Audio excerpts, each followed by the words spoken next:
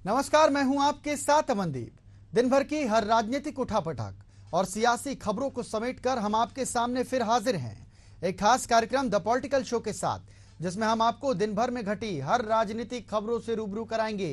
तो चलिए कार्यक्रम की शुरुआत करते हैं।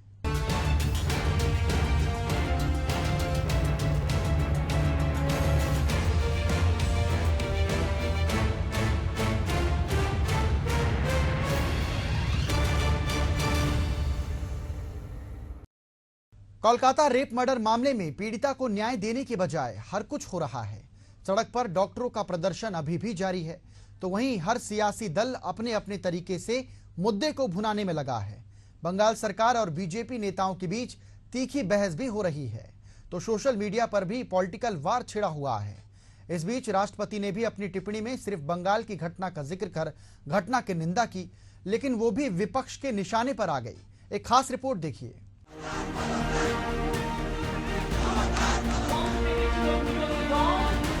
कोलकाता रेप मर्डर मामले के बाद पश्चिम बंगाल सुर्खियों में बना हुआ है। सूबे में छात्रों की ओर से नबन्ना अभियान की शुरुआत हुई। इसके बाद बीजेपी ने बुधवार को बंगाल बंद बुलाया। बीजेपी की तरफ से बुलाए गए बंद के बाद राज्य के अलग अलग इलाकों में तस्वीरें सामने आई।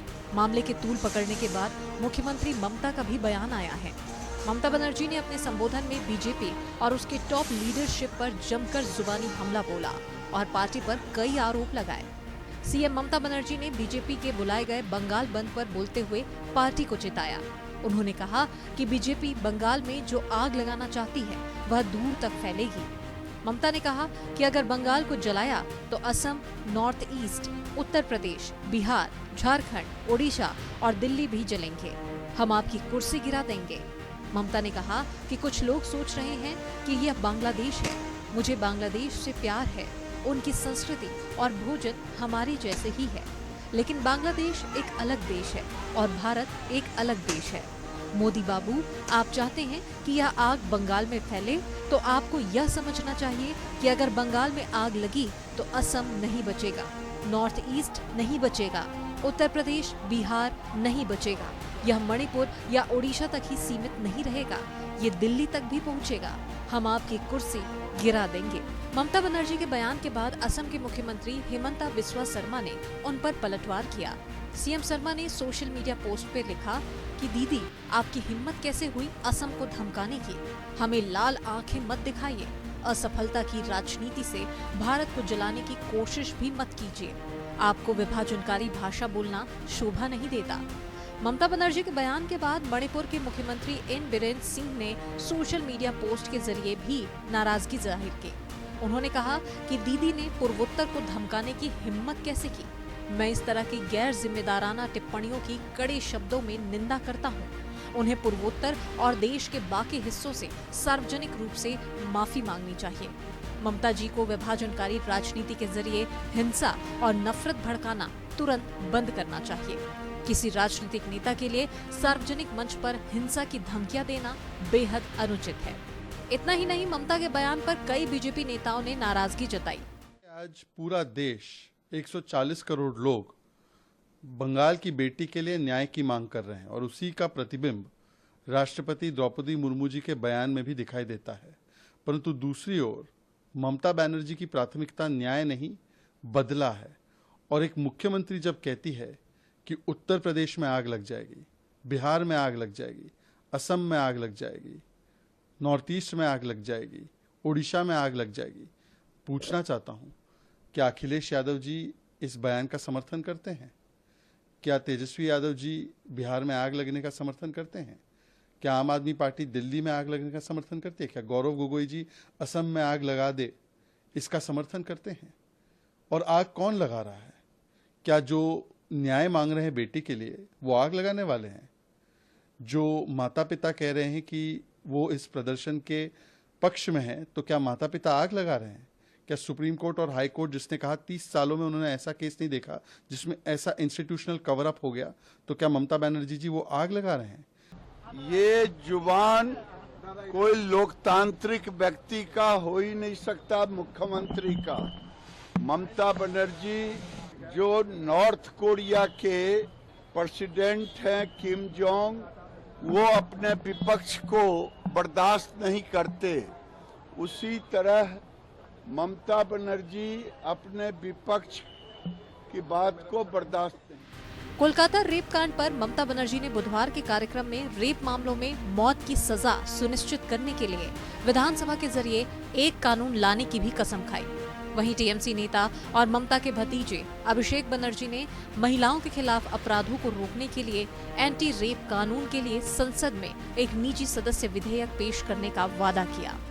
এমনকি আমার কাছে প্রায় ফাইল আসে 10 বছর 12 বছর হয়ে গেছে, ওদের ছেড়ে দেওয়া হোক। কেন ছাড়া হবে? যে খুনিটাকে কেন ছাড়া হবে? যে ধর্ষণকারী কেন ছাড়া হবে? যে অত্যাচারীটাকে কেন ছাড়া হবে? কিসের নিয়ম? কিসের নিয়ম? আমি প্রধানমন্ত্রীকে চিঠি দিয়ে সতর্ক করলাম, আবেদন জানালাম, আপনি একটা ন্যায় সংহিতা তৈরি করেছেন, নতুন আইন, তাতে 10 বছরের একটা ধাপ, 12 বছরের একটা ধাপ, 16 বছরের একটা ধাপ, তারপরে আরেকটা ধাপ, তারপর 10 বছর। কেন এই ন্যায় সংহিতা করার কি প্রয়োজন ছিল? আমি এখনো বলি রাজ্যের হাতে পাওয়ার নেই। রাজ্যের হাতে পাওয়ার থাকলে আমি 7 দিনে করে দেবো। যারা ধর্ষক করবে তাদের একমাত্র শাস্তি ফাঁসি, ফাঁসি, ফাঁসি, আর কিছু নয়। भाषण को लेकर सफाई देते हुए उन्होंने सोशल मीडिया पर लिखा कि मुझे कुछ प्रिंट, इलेक्ट्रॉनिक और डिजिटल मीडिया में एक दुर्भावनापूर्ण दुष्प्रचार अभियान का पता चला है, जो कल हमारे छात्रों के कार्यक्रम में मेरे द्वारा दिए गए भाषण को लेकर फैलाया गया है। मैं साफ तौर पर कहना चाहती हूँ कि मैंने मेडिकल आदि छात्रों या उनके आंदोलनों के खिलाफ एक भी शब्द नहीं कहा। मैं उनके आंदोलन का पूरा समर्थन करती हूँ। उनका आंदोलन सच्चा है। मैंने उन्हें कभी धमकी नहीं दी। जैसा कि कुछ लोग मुझ पर आरोप लगा रहे हैं, यह आरोप पूरी तरह से गलत हैं। मैंने बीजेपी के खिलाफ बोला है। मैंने उनके खिलाफ इसलिए बोला है क्योंकि वो केंद्र सरकार की मदद से हमारे राज्य में लोकतंत्र को खतरे में डाल रहे हैं। वो राज्य में अराजकता पैदा करने की कोशिश कर रहे हैं। मैंने उनके खिलाफ आवाज उठाई है। मैं यह भी स्पष्ट करना चाहती हूँ कि जिस वाक्यांश फोन्सकारा का मैंने कल अपने भाषण में उपयोग किया था, वो श्री राम कृष्ण परमहंस देव की लाइन है। उन्होंने कहा था कि कभी कभी आवाज उठाने की जरूरत होती है। जब अपराध और आपराधिक घटनाएं होती हैं, तो विरोध की आवाज उठानी ही पड़ती है। मैंने उसी संदर्भ में इस बात को कहा था।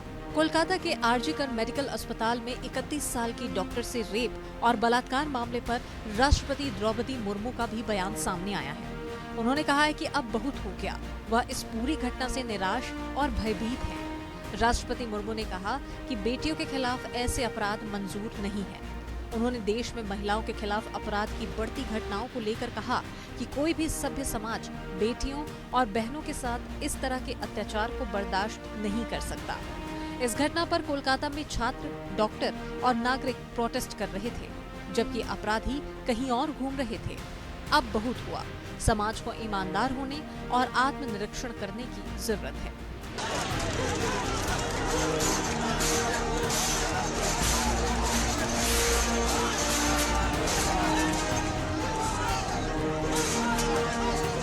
कांग्रेस ने गुरुवार को राष्ट्रपति द्रौपदी मुर्मू द्वारा महिलाओं की सुरक्षा को लेकर की गई टिप्पणी का स्वागत किया। हालांकि पार्टी ने राष्ट्रपति से आग्रह किया कि वो सिर्फ एक क्षेत्र की बजाय सभी क्षेत्रों और राज्यों के लिए आवाज उठाएं। कांग्रेस प्रवक्ता पवन खेड़ा ने कहा कि वह राष्ट्रपति के बयान का स्वागत करते हैं, लेकिन उन्हें फर्रुखाबाद, कोल्हापुर, बदलापुर, पुणे जैसे शहरों की घटनाओं पर भी बोलना चाहिए। Happy to see that the Honorable President has also intervened. It's important for women's safety that all of us talk about women's safety and repeatedly keep talking about it. Having said that, the President should also ensure that she talks not just about one incident, she talks about other incidents also and gets equally outraged about Farrukhabad, where 2 Dalit girls were found hanging on the day of Janmashtami. She should talk about Maharashtra, where every day you are hearing reports, whether it's Badlapur, whether it's Ratnagiri, whether it's Pune, whether it's Kolhapur. All these incidents have also shaken the country. So and Jodhpur yesterday. So the President should ideally intervene and talk about all these ghastly incidents. देखिए, कलकत्ता की घटना बार बार हम लोग कह चुके हैं, दुखद है और पीड़ादायक है।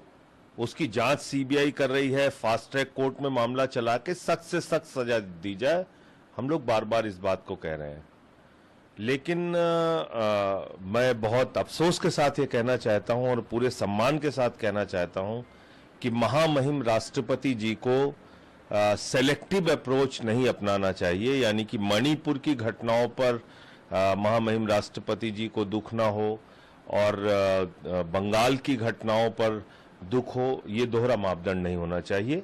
और देश भर में तमाम घटनाएं हो रही हैं, चाहे वो बदलापुर की हो, चाहे वो अभी आपने देखा उत्तर प्रदेश में 2 बेटियों को किस तरीके से पेड़ पे लटक के उन लोगों ने अपनी जान दी या उनकी हत्या की गई, फर्रुखाबाद का मामला। तो मुझे लगता है कि बहुत सारी घटनाएं हो रही हैं। महामहिम राष्ट्रपति जी को पूरे देश की चिंता करनी चाहिए। कोलकाता कांड में जहां एक और जांच हो रही है, तो वहीं दूसरी तरफ घटना पर सियासत थमने का नाम नहीं ले रही है। हर सियासी दल इस निर्मम घटना पर भी सियासी रोटियां सेकने से बाज नहीं आ रहा है। बीजेपी शासित राज्य अपने राज्यों की घटनाओं पर ध्यान देने की बजाय बंगाल की घटना पर सियासत कर रहे हैं, तो वहीं बंगाल सरकार को भी घटना पर अब तक सख्त कदम उठा लेना चाहिए था। लेकिन ये घटनाएं सियासी दलों पर अपनी अपनी राजनीति चमकाने का जरिया मात्र लग रहा है। Bureau report, Asian news. Madhya Pradesh के कटनी जिले में दलित महिला से मारपीट मामले में सियासत गर्मा गई है। कांग्रेस ने सरकार को घेरा है, तो वहीं भाजपा ने इस पर जवाबी हमला बोला है। आखिर कटनी के वायरल वीडियो पर क्यों हो रही है सियासत, एक रिपोर्ट से समझ लेते हैं। मध्य प्रदेश के कटनी में किशोर और महिला की पिटाई के मामले को लेकर राज्य की प्रमुख विपक्षी पार्टी कांग्रेस ने एमपी सरकार पर निशाना साधा है। जहां जीआरपी थाने में किशोर और महिला की पिटाई का एक वीडियो वायरल हुआ है। वीडियो में जीआरपी थाने की थाना प्रभारी अरुणा वाह ने एक महिला और उसके नाबालिग बेटे को डंडे से पीट रही है। ये वायरल वीडियो अक्टूबर 2023 का बताया जा रहा है। कटनी जीआरपी में झर्रा टिकुरिया के 15 साल के लड़के और उसकी दादी कुसुम वंशकार को बेरहमी से पीटा गया था। इस घटना का वीडियो अब वायरल हो रहा है। वीडियो में देखा जा सकता है कि जीआरपी थाने के इंचार्ज अरुणा वाह ने किस तरह से दलित महिला और उसके नाबालिग पोते को पीट रही है। महिला का बेटा कुख्यात अपराधी है। उसकी पूछताछ के लिए महिला और उसके पोते को जीआरपी थाने लाया गया था, जहां दोनों के साथ मारपीट की गई। कटनी का वीडियो वायरल होने के बाद डीआईजी रेल पुलिस ने शुरुआती जांच में दोषी पाते हुए आरोपी टीआई अरुणा वाहने के साथ ही आरक्षक वर्षा दुबे, ओमकार श्रीशाम, साहेब अब्बासी, सलमान खान, प्रधान आरक्षक अजय श्रीवास्तव को सस्पेंड कर दिया है। विभिन्न सोशल मीडिया में ये ट्वीट भी हुआ है कि एसपी जीआरपी द्वारा जो है ये लेख किया गया है कि जो अपराधी है उसके खिलाफ जो है लगभग 19 मामले पंजीबद्ध थे और तत्कालीन जो अभी वर्तमान में थाना प्रभारी हैं ट्वीट के द्वारा उनको हटाया गया है। ऐसा विभिन्न ग्रुपों में चल रहा है। जांच के संबंध में ट्वीट एसपी रेल के द्वारा किया गया है कि किसी जीआरपी के डीएसपी को इसकी जांच दी गई है। विस्तार में ओरिजिनल वीडियो देखा है, जो सीसी कैमरा है यहाँ पर थाने में जो लगा हुआ है, और उसके आधार पे जो टीआई अरुणा वाहने हैं उनको सस्पेंड किया गया है। इसके साथ ही जो वीडियो में 5 अन्य पुलिसकर्मी दिखाई दे रहे हैं उनको भी सस्पेंड किया गया है और इसकी संपूर्ण जांच जो है वो डीआईजी श्रीमती मोनिका शुक्ला मैडम के तारतम्य में होगी, उनके द्वारा की जाएगी। इस वीडियो को लेकर एक बार फिर मध्य प्रदेश के सीएम मोहन यादव पर कांग्रेस ने हमला बोला है। हालांकि ये वायरल वीडियो अक्टूबर 2023 का बताया जा रहा है। इसे लेकर कांग्रेस प्रदेश अध्यक्ष जीतू पटवारी और कांग्रेस के वरिष्ठ नेता कमलनाथ ने राज्य सरकार पर निशाना साधा है। वहीं कांग्रेस के प्रदेश अध्यक्ष जीतू पटवारी कटनी आकर पीड़ित परिवार से मिलने वाले थे और इस दौरान धरना प्रदर्शन की संभावना जताई गई है। हालांकि इससे पहले कटनी जिला कलेक्टर की ओर से कटनी में शांति का माहौल बनाए रखने के लिए आदेश जारी करते हुए जिले में किसी भी तरह के जुलूस और प्रदर्शन पर रोक लगा दी है। जीतू पटवारी ने सोशल मीडिया प्लेटफॉर्म एक्स पर वीडियो को शेयर करते हुए सरकार पर निशाना साधा है। जीतू पटवारी ने मध्य प्रदेश सरकार और सीएम मोहन यादव पर निशाना साधते हुए कहा, कटनी की घटना बताती है कि भारतीय जनता पार्टी दलित विरोधी है। मध्य प्रदेश दलित अपराध की राजधानी है। उन्होंने कहा कि छतरपुर में पुलिस पर पत्थरबाजी हुई तो बड़ा मकान ढहा दिया, सब जेल में है, तो क्या टीआई के खिलाफ एफआईआर होगी? उसका मकान ढहाया जाएगा, मुख्यमंत्री जानेंगे। प्रदेश में बीजेपी की सरकार है जहां दलित अत्याचार की राजधानी बन गई। छूट है बीजेपी के कार्यकर्ताओं को दलितों के ऊपर पेशाब करने की, उनको पेशाब पिलाने की, उनको नंगा करके मारने की, दौड़ा दौड़ा कर मारने की, घसीट घसीट के मारने की। कई उदाहरण हैं। अब तो पराकाष्ठा हो गई कि पुलिस प्रशासन या जिला प्रशासन दलितों के दमन में लग गया। कटनी की घटना क्या मैसेज है? मैसेज है कि मोहन यादव जी की सरकार ने छूट दे दी। अधिकारी दलितों पर, बाबा साहब भीमराव अंबेडकर के अनुयायियों पर फूल अत्याचार करें और सरकार की छूट है। सीधा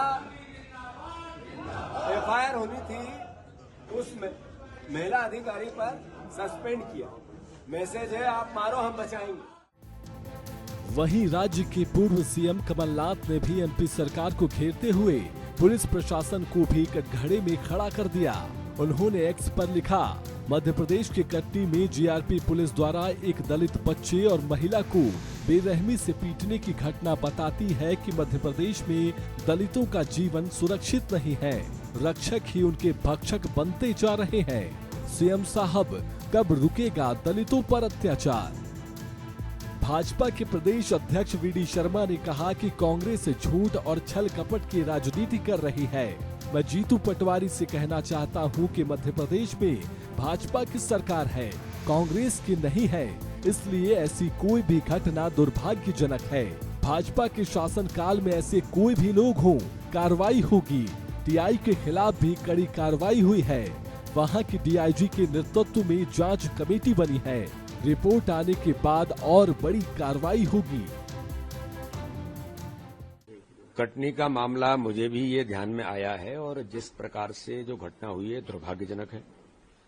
किसी भी व्यक्ति को, चाहे वो अपराधी के रिलेटिव हैं या परिवार के हैं, अपराधी अपराधी है, लेकिन अपराधी के परिवार के साथ इस प्रकार का ट्रीटमेंट देना, ये जिन्होंने किया है उनके खिलाफ कड़ी कार्रवाई होगी।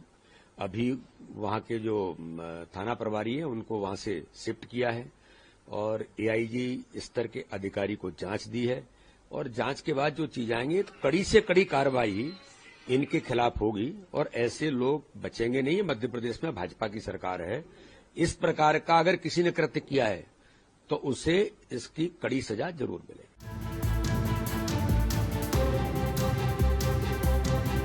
मध्य प्रदेश की कटनी में बच्चे और उसकी मां के साथ थाने में क्रूरता के मुद्दे पर बहुजन समाजवादी पार्टी के नेता आकाश आनंद ने भी प्रतिक्रिया दी है।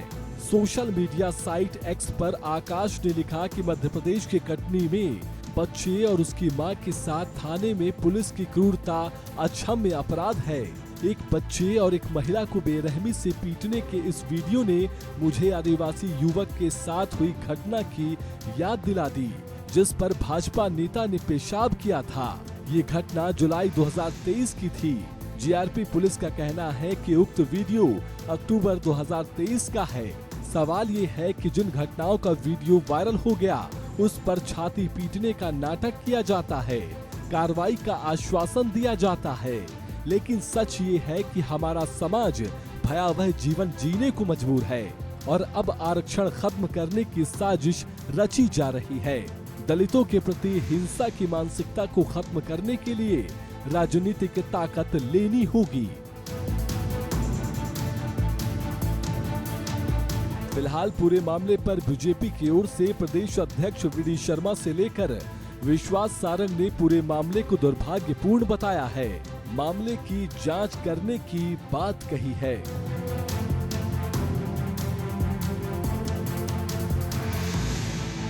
Bureau report, Asian news.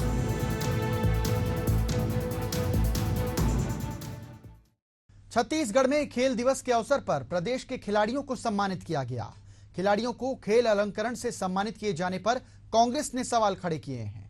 इसके जवाब में भाजपा ने पूर्ववर्ती कांग्रेस सरकार को आड़े हाथों लेते हुए खिलाड़ियों पर उपेक्षा करने का आरोप लगाया।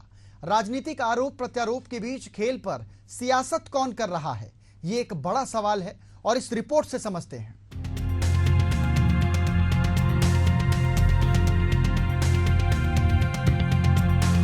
राष्ट्रीय खेल दिवस पर मुख्यमंत्री विष्णुदेव साय ने राज्य के प्रतिभावान खिलाड़ियों को पुरस्कृत किया। इस दौरान छत्तीसगढ़ का नाम रोशन करने वाले खिलाड़ियों को सम्मानित किया गया।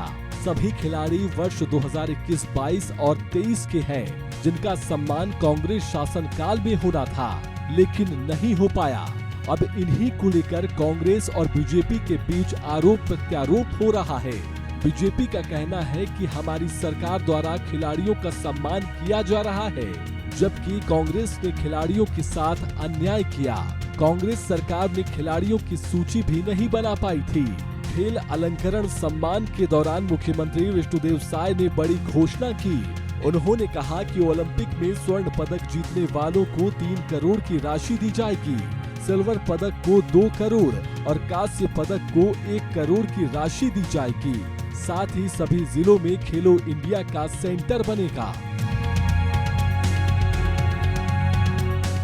आज 20-21 और 21-22 के चयनित खिलाड़ियों को राज्य खेल अलंकरण पुरस्कार से उनको सम्मानित किए हैं और इस तरह से हमारी सरकार ने छत्तीसगढ़ में खेल के जगत में जो टैलेंट हैं उनको प्रोत्साहन देने का काम किया है और एक बहुत महत्वपूर्ण घोषणा भी किए हैं। आने वाले समय में ओलंपिक में छत्तीसगढ़ का जो खिलाड़ी पार्टिसिपेट करेगा और जो स्वर्ण पदक जीत कर लाएगा उसको सरकार प्रोत्साहन के रूप में 3 करोड़ राशि देगी और जो रजत पदक जीत कर लाएगा उसको 2 करोड़ और जो कांस्य पदक जीत कर लाएगा उसको 1 करोड़ रुपये प्रोत्साहन स्वरूप सरकार देगी। ओलंपिक के लिए गोल्ड कोई लाएगा 3 करोड़, सिल्वर के लिए 2 करोड़, कांस्य के लिए 1 करोड़ रुपया और 31 जिलों में खेलो इंडिया का सेंटर मनसुख भाई ने घोषित किया है। प्रधानमंत्री जी चाहते हैं कि नीचे स्तर से गांव से खिलाड़ी निकले और राष्ट्रीय अंतर्राष्ट्रीय स्तर तक उनको पहुंचाने के लिए जो मूल प्रशिक्षण की जरूरत है वो दिया जाए और खेल अलंकरण से उनको सम्मान होता है और अगली श्रृंखला में उत्कृष्ट खिलाड़ी का चयन जिनको जॉब के लिए नौकरी के लिए गारंटी रहती है, तो ऐसा भी कदम मुख्यमंत्री उठाने वाले हैं। खिलाड़ियों को खेल अलंकरण से सम्मानित किए जाने पर कांग्रेस ने सवाल खड़े किए हैं। पूर्व मंत्री शिव कुमार डहरिया का कहना है कि कोरोना काल की वजह से कांग्रेस सरकार के कार्यकाल में आयोजन नहीं हो पाया, लेकिन मौजूदा सरकार खिलाड़ियों के भविष्य के बारे में सोचे और उन्हें तमाम सुविधा दी जाए। खेल प्रतिभाओं का सम्मान सरकार को करना चाहिए। खेल प्रतिभाएं अंतर्राष्ट्रीय स्तर पर कैसे आगे आए, इसके लिए प्रयास करना चाहिए। देखिए, कोरोना के समय बहुत सारी गतिविधियां ठप हो गई थी और ये खाली छत्तीसगढ़ नहीं पूरे देश में इस तरह की स्थिति थी और अब हमारे प्रदेश के प्रतिभाओं को सम्मानित करने का काम सरकार को करना चाहिए और उनको सुविधाएं मुहैया कराने का काम सरकार का है। निश्चित रूप से सरकार को इस दिशा में बेहतर काम करना चाहिए और आप अलंकरण बांट के इतिश्री कर लोगे तो उसका कोई महत्व नहीं होगा। आप हमारे प्रदेश के जो प्रतिभाएं हैं उसको राष्ट्रीय स्तर पर, अंतर्राष्ट्रीय स्तर पर किस तरह से वो आगे आ सके, इसके लिए भी काम सरकार को करना चाहिए। छत्तीसगढ़ में सरकार किसी की भी हो, खिलाड़ियों के मान सम्मान हमेशा होना चाहिए। खिलाड़ी अपनी मेहनत और प्रतिभा के दम पर राज्य का नाम रोशन करते हैं। ऐसे में सम्मान न होना हतोत्साहित करता है। Shashikant Sahu, Asian news, Raipur. और इसी के साथ हमारे खास कार्यक्रम द पॉलिटिकल शो में फिलहाल इतना ही। कल फिर होगी मुलाकात किसी नए विषय के साथ। मुझे दीजिए आज्ञा। नमस्कार।